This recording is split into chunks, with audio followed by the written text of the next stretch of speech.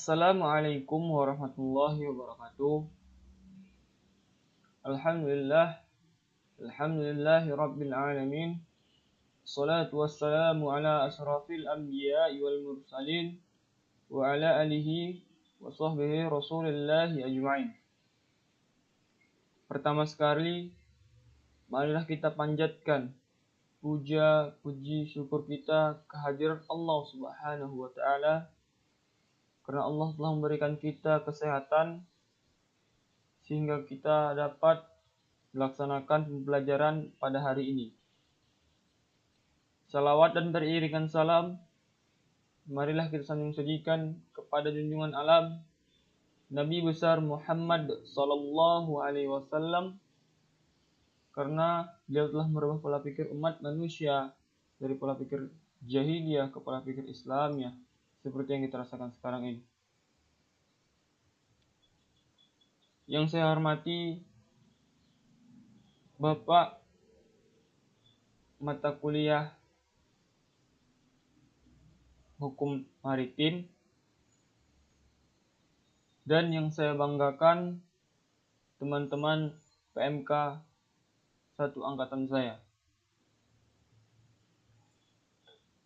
Saya berbicara di sini hanya ingin mempresentasikan tugas saya yang berjudul Hukum Maritim dan Peraturan Perikanan. Perkenalkan, nama saya Muhammad Rais, Prodi Permesinan Kapal, mata kuliah Hukum Maritim, dosen Aman Syah Putra, API MTRPI. Pada kali ini, sub pembahasan kita ada dua. Yang pertama, Hukum Maritim, dan yang kedua, Peraturan Perikanan.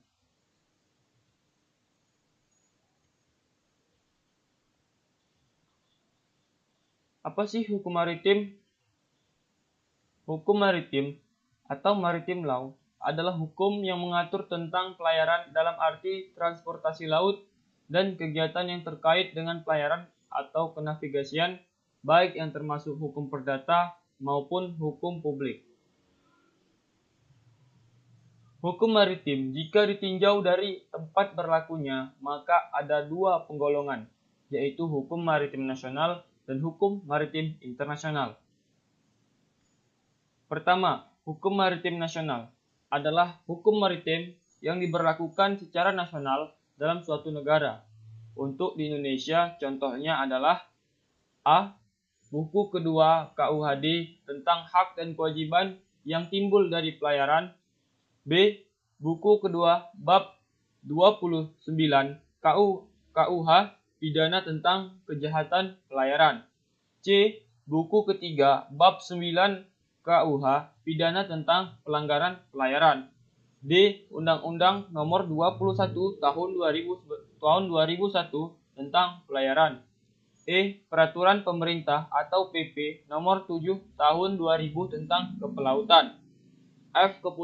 Keputusan Menteri atau KM Menteri Perhubungan Republik Indonesia Nomor 70 tentang pengawakan kapal niaga. 2. Hukum maritim internasional adalah hukum maritim yang diberlakukan secara internasional sebagai bagian dari hukum antara bangsa atau negara. Contoh hukum maritim internasional. A. International Convention on Regulation for Preventing Collision at Sea 1972 atau Konvensi Internasional tentang Peraturan untuk Mencegah Terjadinya Tubrukan di Laut tahun 1972. B. International Convention on Standard of Training, Certification and Watchkeeping for Seafarers 1978, Code 1995, atau Konvensi Internasional tentang Standar Pelatihan, Sertifikasi, dan Tugas Jaga Pelaut tahun 1978 dengan amandemen tahun 1995. C. International Convention of Safety of Life at Sea 1974 atau Konvensi Internasional tentang Keselamatan Jiwa di Laut tahun 1974. D. International Convention for the Prevention of Pollution from Ships 1973 atau 1978 atau Konvensi Internasional tentang Pencegahan Pencemaran di Laut dari Kapal tahun 1973 atau 1978.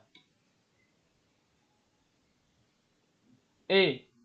Convention on the International Maritime Satellite Organization 1976 atau Konvensi tentang Organisasi Satelit Maritim Internasional atau Inmarsat 1976. F. International Convention on Maritime Search and Rescue 1979 atau Konvensi Internasional tentang SAR Maritim tahun 1979. Dari uraian tersebut di atas, maka secara ringkas dapatlah dimengerti bahwa ruang lingkup hukum maritim dalam arti luas itu meliputi beberapa hal sebagai berikut. Yang pertama, hubungan hukum antar bangsa atau negara dalam kaitannya dengan persoalan kemaritiman atau konvensi. Kedua, hubungan hukum antar negara dengan badan hukum maritim atau perusahaan pelayaran. Ketiga, hubungan hukum antar negara dengan orang perorangan, misalkan tentang kejahatan dan pelanggaran maritim dan lain-lain.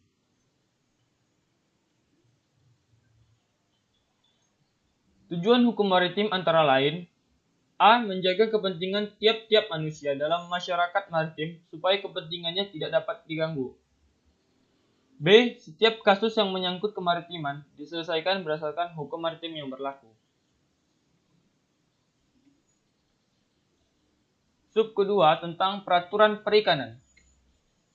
Peraturan perikanan adalah semua peraturan yang dibuat oleh pemerintah untuk mengatur suatu kegiatan manusia yang berhubungan dengan pengelolaan dan pemanfaatan sumber daya hayati perikanan. Adapun tujuan terbentuknya peraturan perikanan antara lain: 1. Agar tidak ada illegal fishing di Indonesia. 2. Agar masyarakat lebih disiplin dalam mengelola laut Indonesia. Adapun fungsi dari peraturan perikanan adalah agar hewan-hewan yang sudah hampir punah tidak dapat ditangkap lagi oleh para nelayan. Yang kedua, menjaga agar laut kita selalu bersih dan indah dari sampah ataupun semacamnya, dan lain-lain. Peraturan perikanan sangatlah banyak. Berikut beberapa peraturan perikanan. Pertama, Peraturan Menteri Kelautan dan Perikanan, yaitu tentang perubahan atas Peraturan Menteri Kelautan dan Perikanan Nomor Peraturan ke-14 Tahun 2011 tentang Usaha Perikanan Tangkap. Kedua, Peraturan Menteri Kelautan dan Perikanan, yaitu tahun 2013 tentang pemantau kapal penangkap ikan dan kapal pengangkutan ikan. Ketiga, Peraturan Menteri Kelautan dan Perikanan tahun 2013 tentang pedoman pelaksanaan Program Nasional Pemberdayaan Masyarakat Mandiri Kelautan dan Perikanan. Keempat, Peraturan Menteri Kelautan dan Perikanan tahun 2013 tentang kesyahbandaran di pelabuhan perikanan.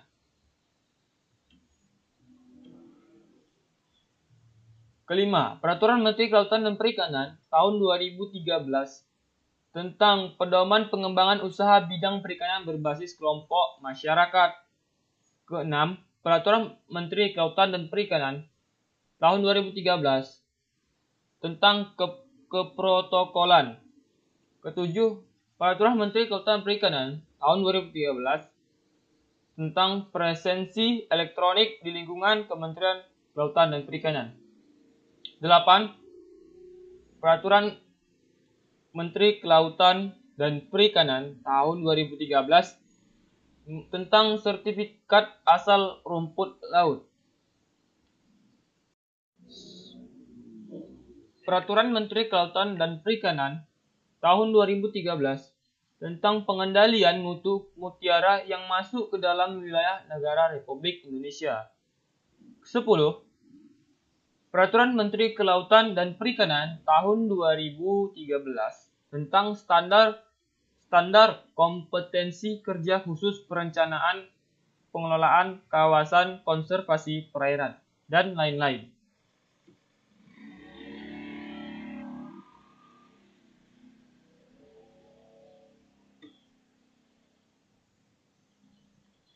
Mungkin hanya ini yang dapat saya presentasikan. Lebih dan kurangnya saya mohon maaf. Dan saya akhiri dengan wabillahi taufiq wal hidayah. Wassalamualaikum warahmatullahi wabarakatuh.